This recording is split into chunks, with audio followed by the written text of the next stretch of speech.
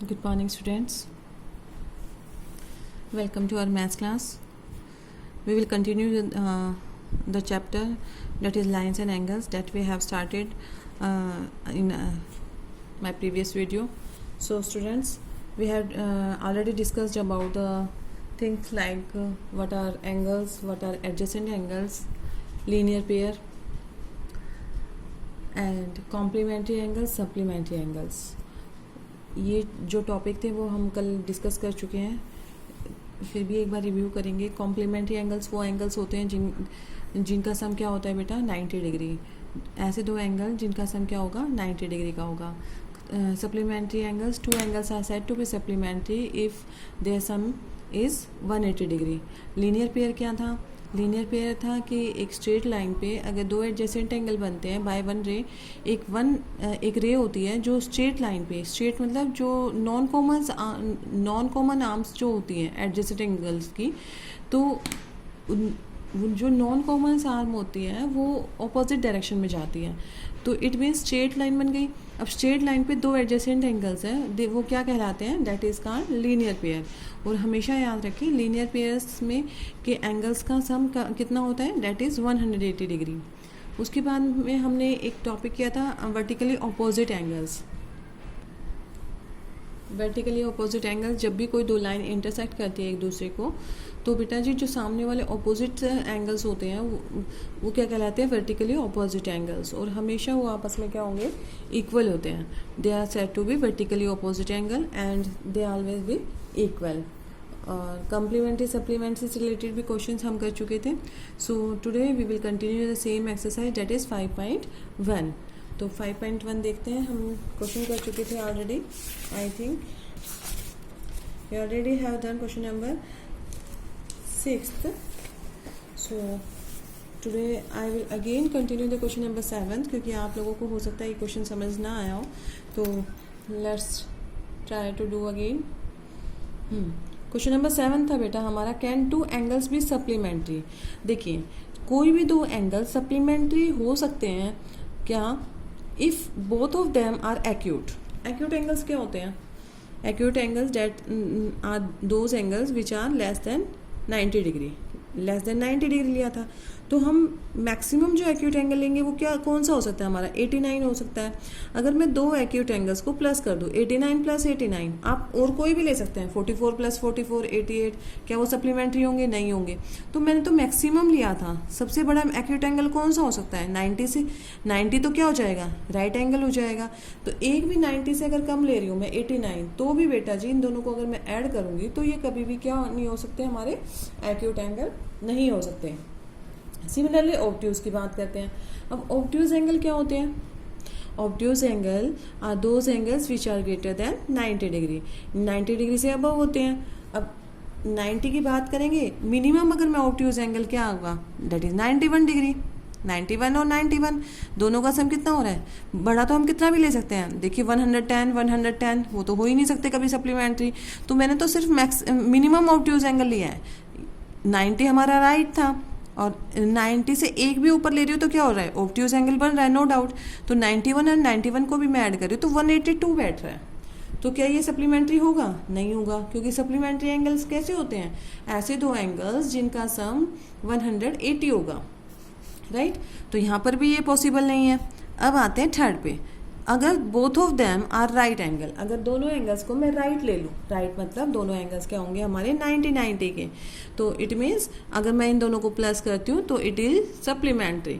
आगे हमारा 90 प्लस 90 क्या हो जाएगा? 180. और 180 क्या होते हैं? सप्लीमेंट्री. जब भी दो एंगल्स का सम 180 होगा बेटा तो that is called supplementary angles. ठीक है, तो ये क्वेश्चन क्लियर हो गया आप लोगों को. एक्यूट एंगल में नहीं होगा पॉसिबल, ऑब्ट्यूज भी पॉसिबल नहीं है. Only two angles, if they are right then only they made the supplementary angles. ठीक है, क्वेश्चन नंबर 8 पे आइए. ये थियोरेटिकल क्वेश्चन है. I will send the PDF with their answers, but ऐसा क्वेश्चन नहीं है जो आप लोगों को थियोरेटिकल आप लोगों को समझ में आ जाएंगे बेटा. ठीक है. An angle is greater than 45 degree. 45 degree का से बड़ा मैंने एंगल ले लिया. Is it complementary angle greater than 45 और इक्वल्स टू 45 और लेस देन 45?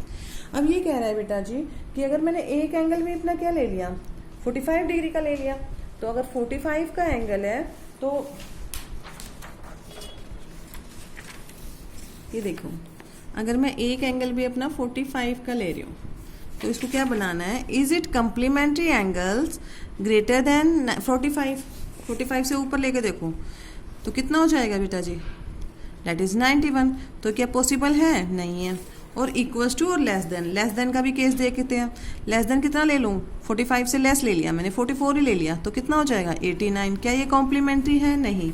तो इज इट इक्वल्स टू 45, जो इसका कॉम्प्लीमेंट होगा बेटा वो कितना ही होगा 45, so that their sum will become 90 degree.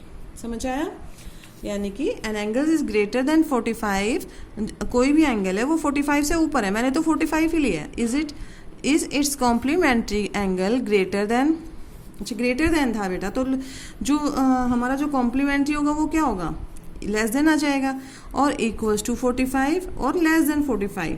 तो हम यहाँ पर क्या करेंगे, तो बेटा जी इसमें क्वेश्चन था इक्वल्स टू नहीं था, ये ग्रेटर था। अगर ग्रेटर लेके चलती हूँ मैं, देखो मैं 46 लेके चलना है एज इंस्पाइट ऑफ 45, क्योंकि 45 नहीं लेना है, ग्रेटर देन 45 गिवन है, तो मैंने 46 भी ले लिया। तो इसमें ऐड करना कोई भी नंबर ग्रेटर देन 45, तो ये भी क्या हो जाएगा, ग्रेटर देन 90 आ गया। It means it is not the complementary angles. 46 plus 45 कर रही हूँ तो भी ये क्या आएगा, 90 से ग्रेटर आएगा, तो it is not the complementary angles. Now अगर मैं 46, ये कह रहा है लेस देन, अगर मैं इसका जो कॉम्प्लीमेंट्री आएगा 46 का ऑब्वियसली लेस देन 45 होगा। क्यों, अगर मैं 44 भी ले रही हूँ तो ये किसके इक्वल आ गया, 90 डिग्री के, and these are called complementary angles. So we have to take the angle less than 45।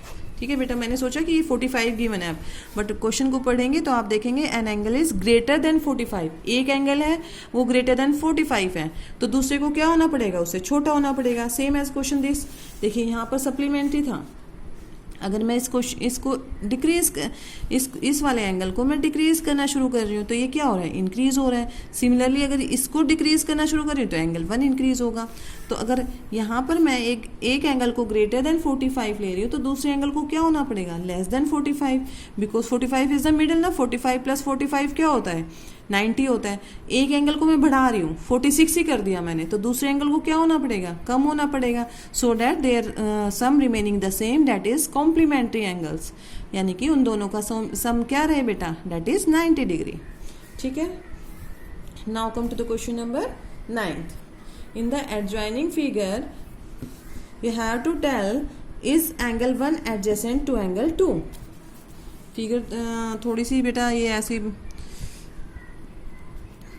Pen चला रखा है बच्चे ने, जिसकी भी बुक है ये। इज एंगल 1, ये जो एंगल 1 है वो एडजेसेंट होगा एंगल 2 के, यस होगा। क्यों, because it have the same vertex. दोनों एंगल्स के पास में क्या है, सेम वर्टेक्स है, कॉमन आर्म भी है, और नॉन कॉमन आर्म्स क्या कर रहे हैं, एक कॉमन पॉइंट पे मीट कर रहे हैं। तो इसका आंसर हो जाएगा yes.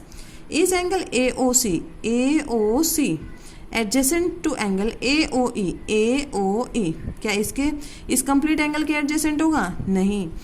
It is not possible, क्योंकि देखिए AOC और AOE ये तो पूरा ही एंगल हो गया। ठीक है, तो ये आपस में एडजेसेंट नहीं होंगे क्योंकि इनकी कोई भी एक कॉमन आर्म नहीं है। Do angle COE and angle EOD, ध्यान से देखेंगे, COE एंड एंगल EOD, ये देखिए एक स्ट्रेट लाइन आई हुई है, सबको नज़र आ रही है स्ट्रेट लाइन। अब ध्यान से देखना है, COE ये वाला एंगल और EOD एक स्ट्रेट लाइन पे ये एंगल आया हुआ है, और ये एडजेसेंट एंगल दो बने हुए हैं। तो क्या ये लीनियर पेयर फॉर्म कर रहा है, यस कर रहा है, क्योंकि देखिए बेटा ये स्ट्रेट लाइन है और ये एक एडजेसेंट एंगल दिखा रखा है, एंगल EOC और एंगल EOD। यहाँ पर कंप्लीट एंगल की बात हो रही है, EOD। ठीक है, तो ये क्या हो जाएगा, यस।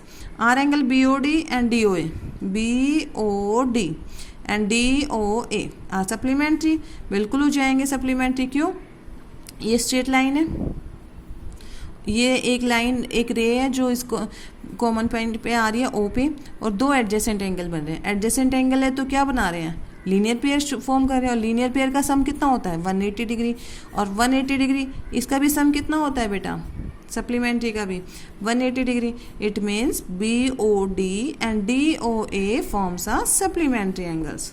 अब देखिए, is angle 1 vertically opposite to angle 4. ये दो लाइन इंटरसेक्ट कर रही है, AB एंड CD कर रही है, सबको नज़र आ रही है. Line AB and CD intersect कर रही है एक दूसरे को, तो एंगल 1 जो है एंगल 2 के क्या हो जाएगा, वर्टिकली ऑपोजिट. ये भी क्या हो गया, yes. What is the angle vertically opposite to angle 5. अब ध्यान से देखेंगे, एंगल 5 के देखिए बेटा, एंगल जो 5 है इसके वर्टिकली ऑपोजिट क्या होगा, ये दो लाइन अगर इंटरसेक्ट कर रही है तो एंगल 5 के ऑपोजिट तो क्या है, एंगल 2 और एंगल 3. तो क्या लिख देंगे, angle 5 is equals to angle 2 plus angle 3. दोनों मिलके क्या है, किसके ऑपोजिट है, एंगल 5 के. तो आंसर क्या आएगा यहाँ पर, angle 5 is vertically opposite to angle 2 plus angle 3. Right. Now come to the question number 10th.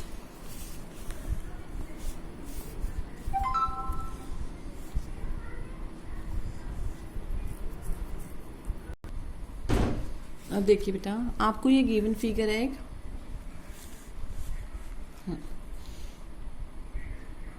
ध्यान से देखेंगे. Indicate which pairs of angles are vertically opposite angles.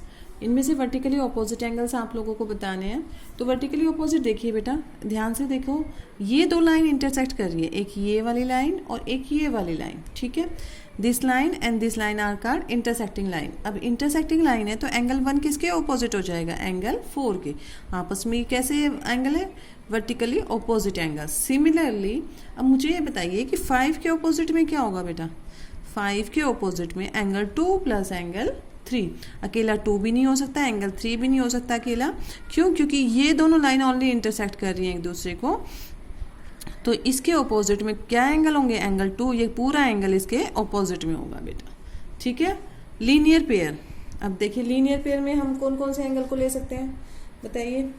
Linear pair क्या होता है, कोई भी एक स्ट्रेट लाइन है, ठीक है, स्ट्रेट लाइन होती है बेटा, और स्ट्रेट लाइन पे जितने भी एंगल बन रहे होते हैं, दो एडजेसेंट एंगल जो बनाते हैं, they are said to be linear pair.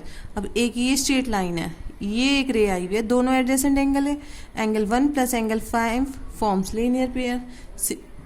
Similarly अगर मैं इसकी बात करूं, ये भी एक स्ट्रेट लाइन है ना, स्ट्रेट लाइन, ये एक रे आई हुई है, दोनों कैसे एंगल्स हैं, एडजेसेंट एंगल्स हैं. एडजेसेंट एंगल फॉर्म कर रहे हैं angle 4 plus angle 5. So they are also said to be linear pair. ठीक है बेटा. और ये तो 3 एंगल हो जाएंगे. So only 2 linear pairs are showing by this figure. देखिए 1 प्लस 5, ये स्ट्रेट लाइन की बात करें, इस स्ट्रेट लाइन की बात करें तो angle 4 plus angle 5, these are showing linear pairs. काफ़ी इजी क्वेश्चन है. If you have clear your basic concept, then there is not at all any difficulty in understanding the questions. Yeah. Next question number 11th. Let's see.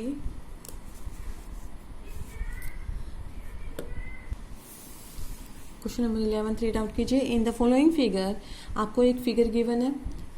Is angle 1 adjacent to angle 2? Give the reasons. क्या angle 1 angle 2 के adjacent होगा कि नहीं होगा, ये question आपसे पूछा गया. तो बताइए होगा कि नहीं होगा. एडजेसेंट के लिए मैंने क्या बताया था बेटा, एडजेसेंट के लिए हम लोगों को एक सिंपल सी मैंने आपको डिफाइन बताई थी स्टार्टिंग में. व्हाट इज दैट डिफाइन, कि एडजेसेंट एंगल हमारे वो एंगल्स होते हैं बेटा, they have the common vertex. अगर ये एक एंगल है तो दूसरा एंगल इसके बिल्कुल बाजू में बनेगा. या फिर ऐसा भी हो सकता है जैसे हम लीनियर पेयर बनाते हैं, एक एंगल ये एक रे आई हुई है, ठीक है, तो ये वाला जो एंगल है ये इसके एडजेसेंट है. ठीक है, because they have the common vertex. ये नॉन कॉमन आर्म्स कही हुई है, ये कॉमन आर्म है, दोनों एंगल्स के बीच की कॉमन आर्म है. सिमिलरली हेयर, एक एंगल ये है, एक एंगल ये है, ये क्या है, आपकी कॉमन आर्म है, और ये कैसी है, non common arm. So they are said to be adjacent angle. Similarly here they said to be adjacent angles. ठीक है बेटा.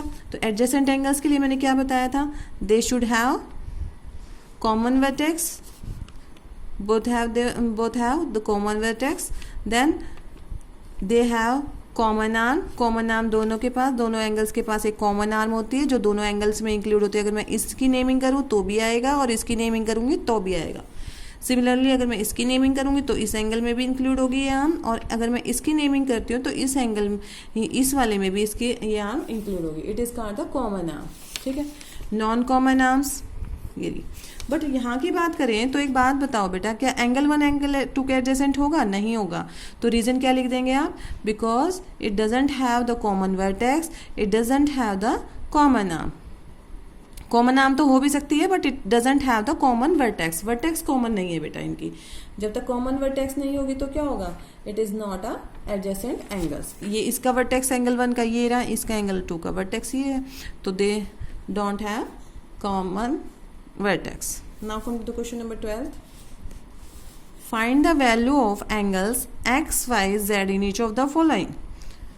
ये क्वेश्चन दोनों अच्छे इंपॉर्टेंट क्वेश्चंस हैं क्योंकि काफ़ी इजी थे सभी क्वेश्चंस। इनको हम सॉल्व करके दिखाएंगे।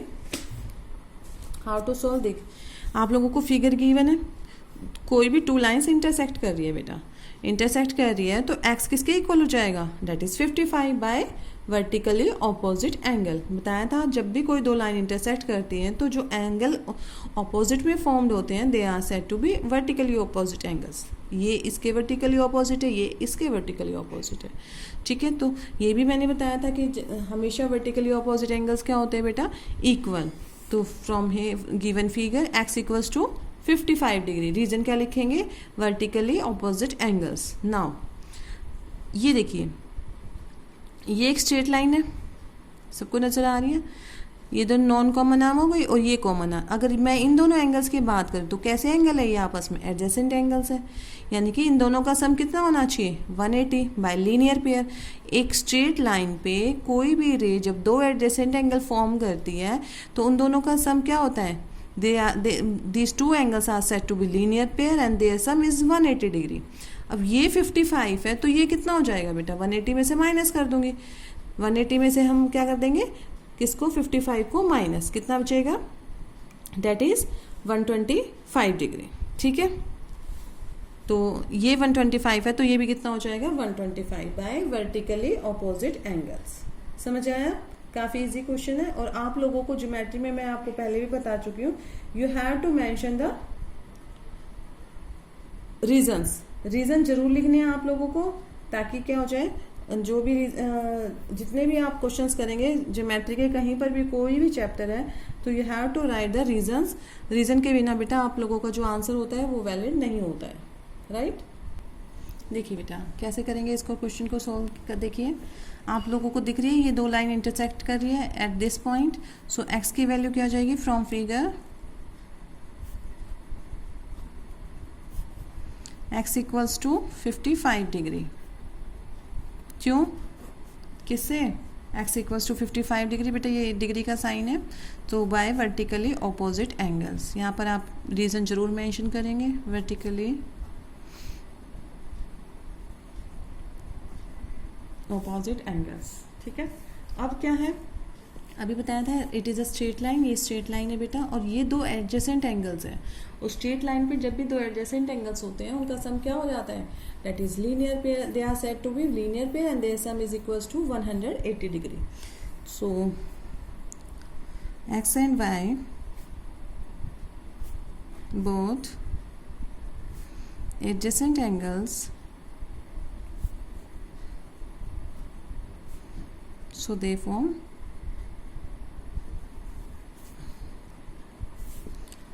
तो क्या है यहाँ पर? x plus y equals to 180 degree. किस रीजन क्या लिखेंगे? Linear, they form the linear pair. ठीक है, और याद रखें हमेशा एडजेसेंट एंगल्स का सम 180 नहीं होता बेटा। लीनियर पेयर मतलब स्ट्रेट लाइन पे जब 2 एडजेसेंट एंगल फॉर्म होते हैं तब हम उसको कह सकते हैं लीनियर पेयर, और लीनियर पेयर का हमेशा सम कितना होता है? That is 180 degree. तो अब x की वैल्यू तो हमें पता ही है, x कितना है यहाँ पर? 55 अभी फाइंड किया था, plus y equals to 180 degree, और y की वैल्यू निकाल लेंगे 180 minus that is 55 degree. So we got the value that is y equals to 125 degree. ठीक है बेटा। Now come to the second part of the same question.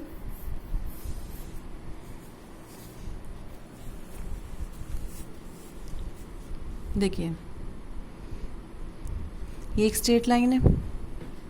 अभी कल बताया था मैंने कि एक लाइन पे जब 3 4 जितने भी एंगल्स बने होते हैं उन सब का सम कितना बताया था बेटा 180 डिग्री। एक पॉइंट था, इंपॉर्टेंट पॉइंट मैंने बताया था। कंप्लीट एंगल कितना होता है दैट इज़ 360 डिग्री और स्ट्रेट एंगल कितना होता है दैट इज़ 180 डिग्री। तो 40 + x + 25 किसके इक्वल रख देंगे 180 के इक्वल, स्ट्रेट एंगल प्रॉपर्टी। ठीक है, तो स्ट्रेट एंगल प्रॉपर्टी से क्या हो जाएगा, या फिर ये भी लिख सकते हैं these are adjacent angle on the straight line. सारे ही एडजेसेंट एंगल है स्ट्रेट लाइन पे, तो स्ट्रेट एंगल प्रॉपर्टी लगा देंगे हम लोग। स्ट्रेट एंगल प्रॉपर्टी क्या होती है, जितने भी एंगल स्ट्रेट लाइन पे बने होते हैं उन सब का सम कितना हो जाएगा बेटा जी 180 डिग्री। तो 180 डिग्री होगी तो हम क्या कर देंगे x + 25 + 40 किसके इक्वल बेटा 180 के इक्वल। तो 40 + 25 कितना हो जाएगा दैट इज 65, और 65 हो गया तो 180 में से माइनस कर देंगे 65 को, ये हमारा एंगल आ जाएगा x कितना दैट इज 115 डिग्री। अब ये एंगल मुझे पता चल गया है, तो अब क्या करेंगे दोबारा से 40 + y। देखिए ध्यान से देखेंगे, ये जो लाइन है ये स्ट्रेट लाइन है, सबको नज़र आ रही है, ये स्ट्रेट लाइन है। ये इस पे क्या आई हुई है बेटा एक रे है जो इस स्ट्रेट लाइन को 2 एडजेसेंट एंगल में डिवाइड कर रही है।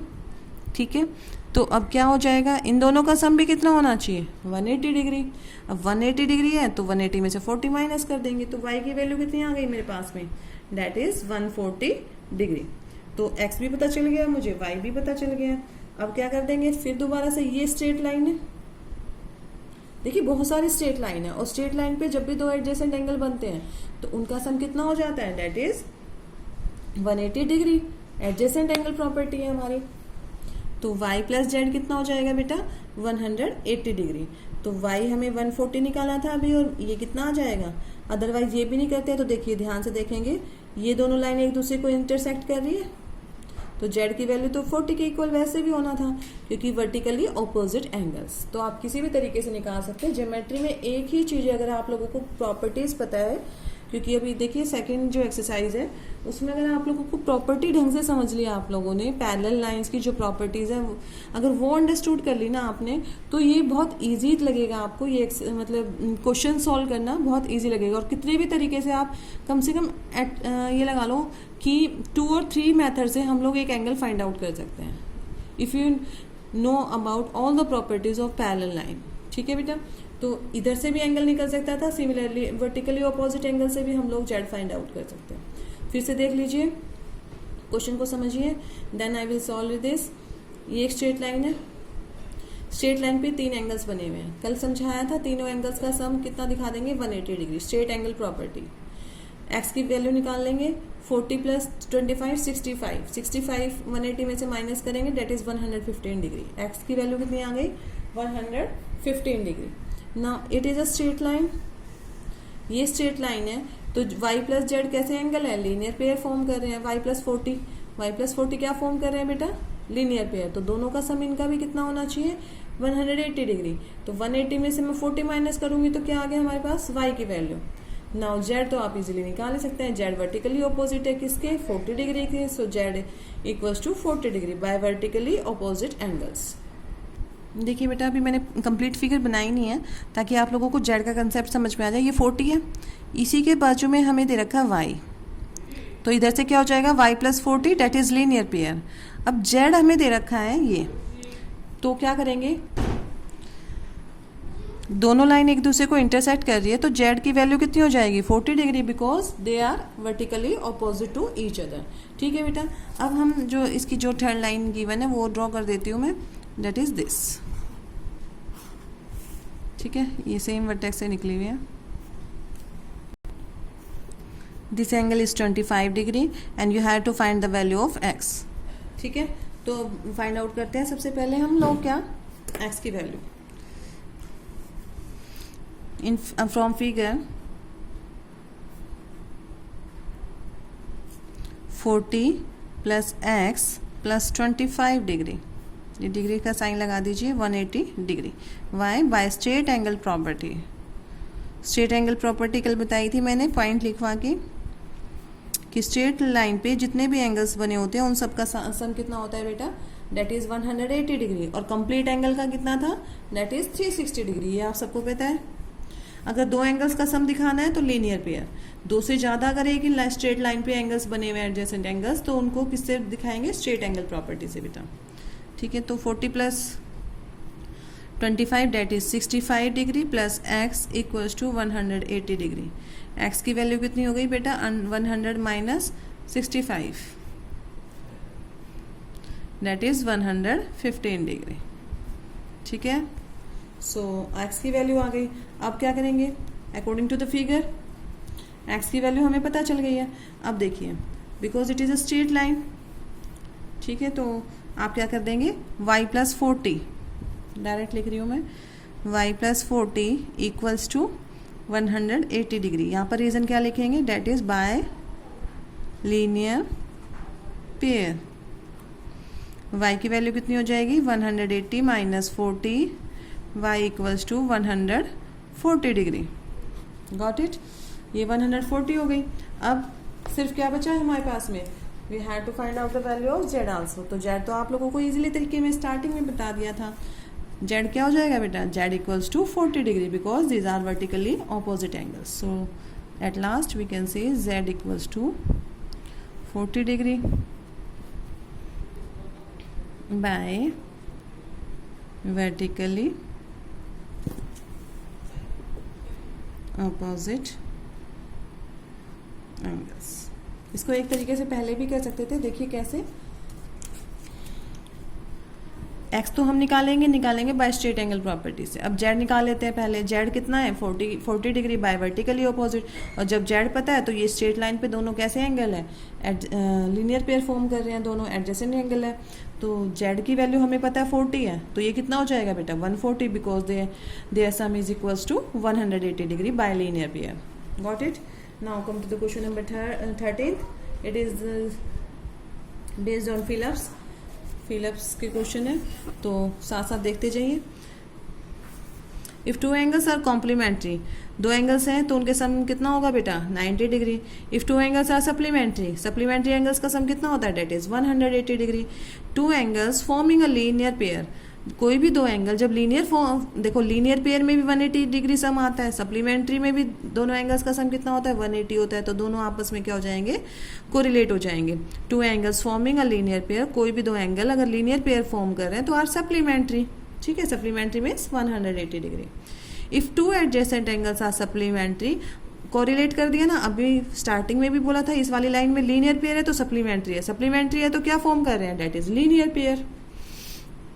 If two lines intersect at a point, then the vertically opposite angles are always equal. अगर कोई भी दो लाइन एक दूसरे को इंटरसेक्ट कर रही है, कोई भी दो लाइन है बेटा अगर एक दूसरे को इंटरसेक्ट कर रही है तो उनके वर्टिकली ऑपोजिट एंगल्स क्या होते हैं, हमेशा इक्वल। ये भी हम मेंशन कर चुके हैं। Now come to the sixth part. If two lines intersect at a point and if one pair of vertically opposite angle acute angles, then देखिए इसको आप फिगर से समझिए,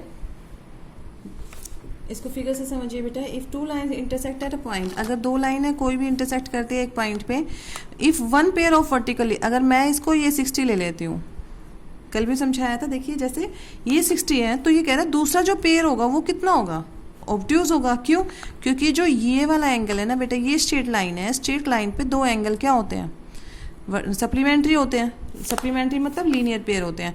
इट मीन्स इनका सम कितना होता है, दैट इज़ 180 डिग्री। अगर ये 60 है तो ये कितना बचेगा, दैट इज़ 120, और ये 120 है तो बेटा ये भी 120। It means if two line intersect at a point and if one pair of vertically opposite angles are acute angles, then other pair of vertically opposite angles are obtuse angle. Got it. Now come to the last question of this exercise. काफ़ी easy exercise थी। In the adjoining figure name the following pairs of angle. आप लोगों को figure नजर आ रही होगी सबको, तो इसमें आप लोगों को क्या बताना है बेटा कि फर्स्ट पार्ट देखिए, पहले तो फिगर को ही थ्रू आउट कीजिए ढंग से। ये हमें गिवन फिगर है, बहुत ध्यान से देखेंगे। एक ये लाइन है, एक ये लाइन है, इंटरसेक्ट कर रही है एक दूसरे को, ये परपेंडिकुलर है। देख रहे हो आप, ये स्ट्रेट कितने का बना रही है, ये 90, क्योंकि ये अगर एडजेसेंट है तो ये एंगल क्या होगा, 180 होगा कंप्लीट, ये 90, ये भी 90।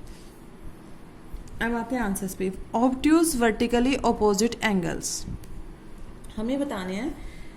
ऑब्ट्यूज हो एंगल, ऑब्ट्यूज सबको पता है 90 से अबव होंगे, तो एंगल कौन कौन से हो जाएंगे, एंगल ए ओ डी, क्योंकि ये वाला एंगल किसके अपोजिट होगा, इस वाले के। ये दोनों लाइन इंटरसेक्ट कर रही है बेटा, ये वाला एंगल इस एंगल के इक्वल, और ये वाला एंगल ऑब्ट्यूज है, तो ये obtuse angle A O D किसके इक्वल हो जाएगा, बी ओ सी के।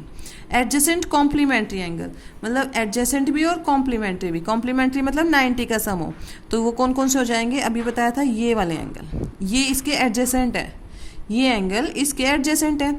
एक एंगल ये रहा, कॉमन वर्टेक्स है, ये नॉन कॉमन आर्म्स हो गई, और कॉम्प्लीमेंट्री फॉर्म कर रहे हैं क्योंकि 90 डिग्री का सम है। Equal supplementary angles, supplementary angles देखिए, ये कंप्लीट एक लाइन है, अभी बताया था ये 90 है तो ये भी 90, 19 + 90 180, इट मीन्स सप्लीमेंट्री। तो नाम क्या दे देंगे आप इसको, एंगल ई ओ बी और angle E O D are equal supplementary angles.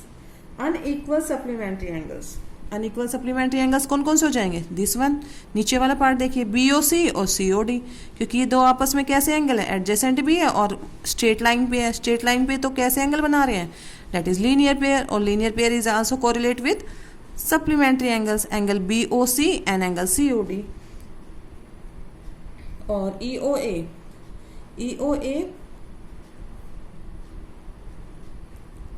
और ये भी हो सकते हैं बेटा, आपकी मर्जी है, कोई भी ले सकते हैं। ये एक स्ट्रेट लाइन है तो अनइक्वल है, ये एंगल EOA और EOC, these are also unequal supplementary angles. ठीक है बेटा। अब लास्ट में पूछा है adjacent angle that do not form a linear pair, ऐसे एंगल्स बताने हैं एडजेसेंट जो लीनियर पेयर फॉर्म नहीं कर रहे हैं। एडजेसेंट मतलब साथ साथ, एंगल AOB और एंगल AOE दोनों एडजेसेंट है, 180 नहीं बना रहे हैं, 90 बना रहे हैं। सिमिलरली और कौन कौन से हैं, एंगल AOE और EOD, ये दोनों आपस में, एंगल AOE और EOD। और एक और बचेगा EOD, ये EOD और COD, दे आर आल्सो, ये वाला एंगल इस एंगल के एडजेसेंट है, तो एडजेसेंट एंगल है तो और लीनियर पेयर फॉर्म नहीं कर रहे हैं, तो these are the example of adjacent angles that do not form a linear pair. ठीक है बेटा, इसी के साथ आपकी जो एक्सरसाइज है वो फिनिश हो गई। I hope you have understood this, काफ़ी इजी कंसेप्ट था। ठीक है, तो अब नेक्स्ट टॉपिक हम स्टार्ट करते हैं, पेयर ऑफ लाइंस। अब हम टॉपिक पढ़ेंगे बेटा, जो नया टॉपिक है that is pair of lines, pairs of lines. इसी में हमारा फर्स्ट टॉपिक रहेगा, दैट इज सब टॉपिक जो है दैट इज इंटरसेक्टिंग लाइंस। क्या होती है इंटरसेक्टिंग लाइंस, अभी बताया था, ये तो आप इसमें भी पढ़ चुके हो, फर्स्ट एक्सरसाइज में भी। Intersecting lines, two lines are said to be intersecting if they have a point in common, this common point is called the point of intersection. Two lines are said to be intersecting if they have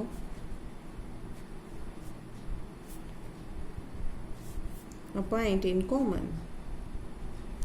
ये जो introduction में ये लिखवा रही हूँ आपको, जो important points जो भी लिखवा रही हूँ, ये आप लोगों को 9.2 के स्टार्टिंग में करनी है बेटा। ठीक है, point in common,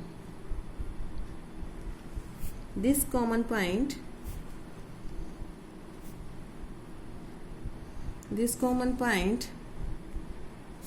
is called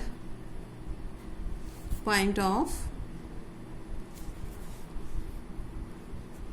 intersection। ठीक है, आप इसकी फिगर बना सकते हैं, लाइक ये देखिए मैंने दो इंटरसेक्टिंग लाइन बना दी है जो एक दूसरे को इंटरसेक्ट कर रही है बेटा पॉइंट O पर। तो L and M are intersecting lines having common point O। ठीक है, नेक्स्ट पॉइंट पे आते हैं, दैट इज ट्रांसवर्स है।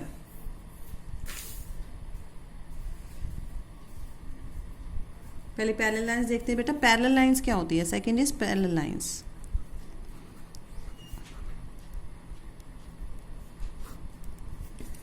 Two lines L and M are said to be parallel if they lie in the same plane and they do not intersect however far they are extended।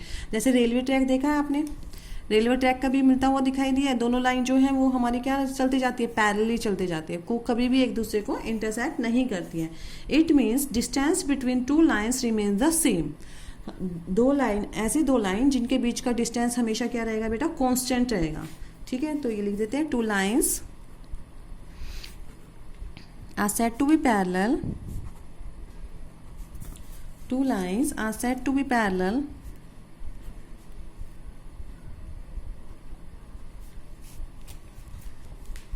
if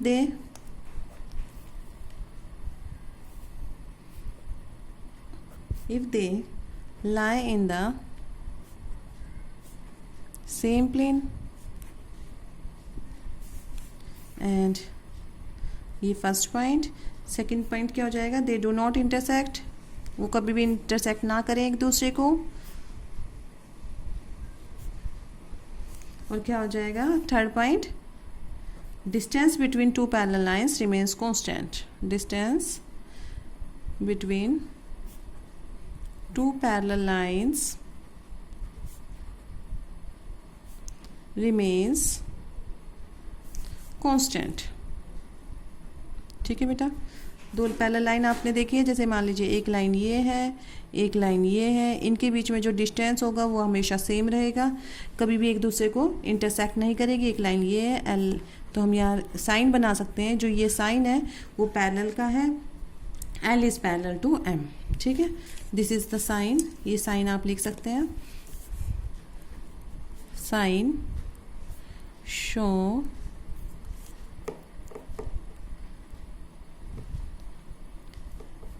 parallel lines.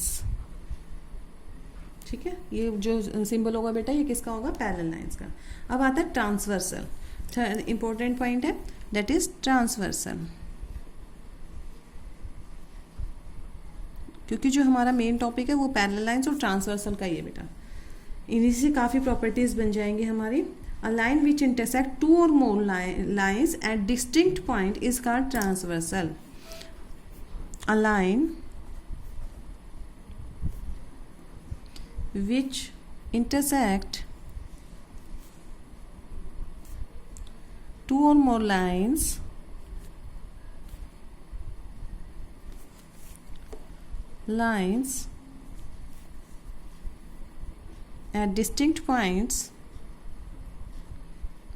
at distinct points is called transversal. First time सुन रहे होंगे आप लोग, transversal क्या होती है ना? A line which intersect two or more lines at a distinct point is called a transversal. For example आप इसको फिगर से समझिए बेटा। मान लीजिए मैंने कोई भी दो लाइन बना दी, this are not parallel.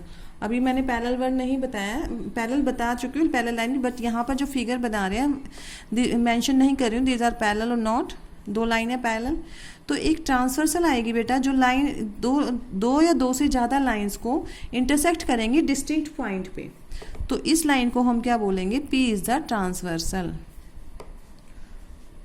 P is the transversal. ठीक है, ऐसी लाइन जो दो या दो से ज़्यादा किसी भी लाइन को इंटरसेक्ट करती है डिफरेंट पॉइंट्स पे, they are said to be transversal. For example देखो मैं बना देती हूँ, एक लाइन ये बना दी बेटा मैंने, एक ये बना दी, एक ये बना दी। ठीक है, तो एक लाइन आएगी जो इन तीनों लाइंस को कट करते हुए जाएगी। ठीक है, डिफरेंट पॉइंट्स पे, Q पे, R पे, S पे, it is the, so this line is called the transversal lines. क्या कहलाएगी ये? Transversal line. समझ आया ट्रांसवर्सल लाइन का topic? A line which intersect two or more lines at distinct points is called a transversal. ठीक है बेटा, अब देखेंगे हम लोग एंगल्स कौन कौन से बनाए जाते हैं ट्रांसवर्सल लाइन से। Angles made by the transversal. देखिए अब इस टॉपिक को बेटा ध्यान से देखिएगा। Angles made by the transversal, जो जो एंगल्स बनाए जाते हैं ट्रांसवर्सल को, ये मैं नेक्स्ट वीडियो में आपको थोड़ा कलरफुल करके दिखाऊंगी ताकि आप लोगों को पैरेलल लाइंस के how can a line cut at the two or more parallel lines at the distinct points बेटा। तो उसमें हम थ्रू कलर्स थोड़ा हम समझेंगे ताकि आप लोगों को टॉपिक मेनली क्लियर हो जाए। आज थोरोली मैं आप लोगों को ये समझा रही हूँ ताकि आप थ्रू आउट कर जाएं और नेक्स्ट वीडियो के लिए भी प्रिपेयर रहे कि हम ये एंगल्स भी हो सकते हैं। तो देखिए हम ये आप लोगों को सबको नज़र आ रही है, कोई भी दो लाइन है, ये पी ट्रांसवर्सल गई हुई है। क्या लाइन है? ट्रांसवर्सल। इसको क्या बोलते हैं? ट्रांसवर्सल। ऐसी लाइन जो दो से ज़्यादा लाइंस को एक दो डिस्टिंक्ट पॉइंट पे कट करती है, दे आर का ट्रांसवर्सल लाइन। ठीक है बेटा। अब एंगल कौन कौन से फॉर्म होते हैं फर्स्ट ऑफ ऑल वो देखेंगे हम। Corresponding angles. कोरस्पॉन्डिंग एंगल क्या होते हैं? देखिए ये एंगल और ये एंगल आपस में क्या है? कोरस्पॉन्डिंग। सिमिलरली ये एंगल ये क्या है? कोरस्पॉन्डिंग। ये इसके कोरस्पॉन्ड होगा, ये एंगल इसके कोरस्पॉन्ड होगा। ठीक है।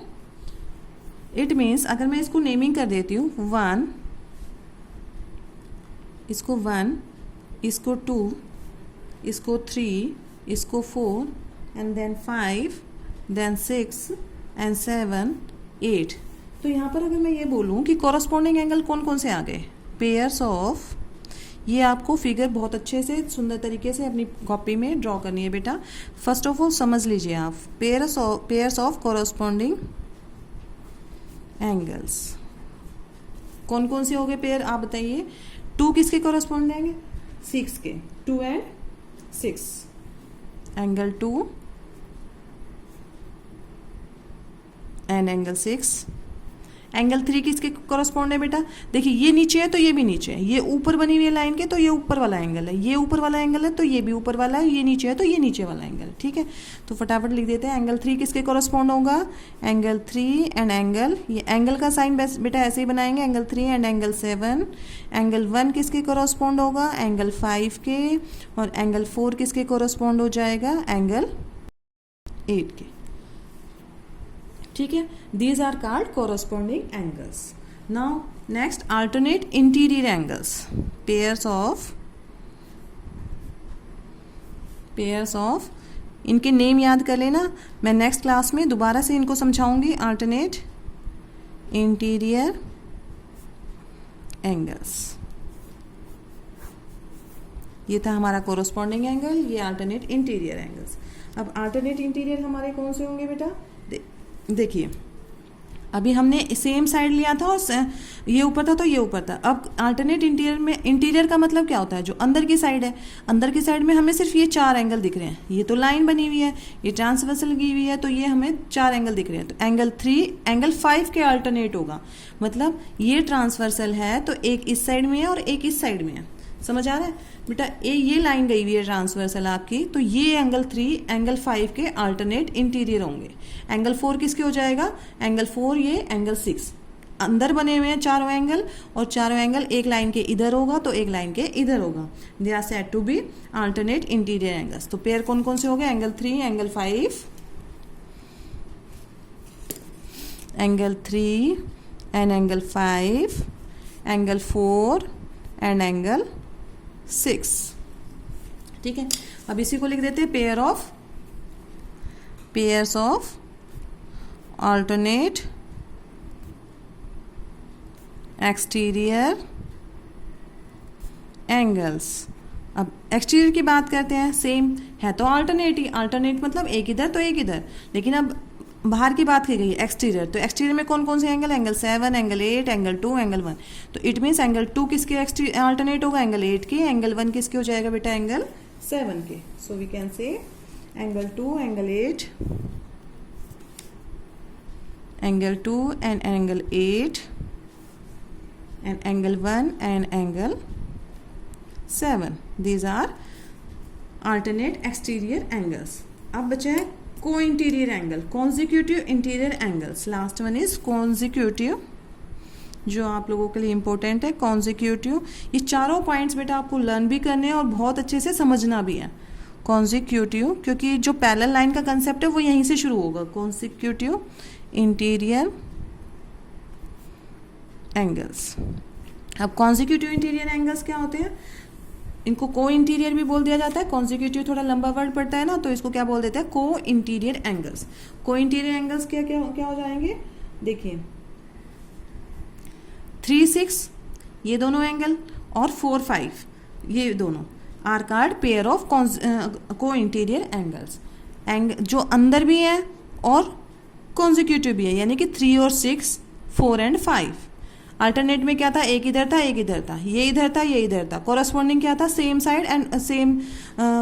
ऊपर था तो ये भी ऊपर है, ये नीचे है तो ये भी नीचे है, ये ऊपर, ये नीचे, ये नीचे। और को इंटीरियर की बात की गई है। को इंटीरियर मतलब ये अगर आपकी ट्रांसवर्सल जा रही है तो ये सेम साइड में और अंदर है दोनों। सिमिलरली ये ट्रांसवर्सल है तो आप लोगों का ये 4 एंड 5 ये अंदर भी है और सेम साइड है। तो को इंटीरियर एंगल्स कौन कौन से हो जाएंगे बेटा जी मेरे? That is angle 3 and angle 6, 3 and angle 6, angle 4 and angle 5. These are the angles. ये आप लोगों को लर्न भी करना है बेटा। Pair of corresponding angles again see 2 angle 6, 3, 7, 1, 5, 4, 8. These are the corresponding angles. Alternate interior angle, interior है और alternate मतलब एक इधर 3, 5, 4, 6. Alternate exterior, it means exterior है और alternate है, it means 2 इधर 8 इधर 1 इधर 7 इधर। These are alternate exterior angles. Now last को इंटीरियर कॉन्जिक्यूटिव इंटीरियर एंगल्स, यानी कि एक लाइन के दोनों क्या है बेटा? ये ट्रांसवर्सल गई हुई है तो ये दोनों को इंटीरियर कहलाएंगे। सिमिलरली 4 एंड 5 आपस में को इंटीरियर एंगल्स है। तो these are the angles which are form by the transversal line. समझ आ गई?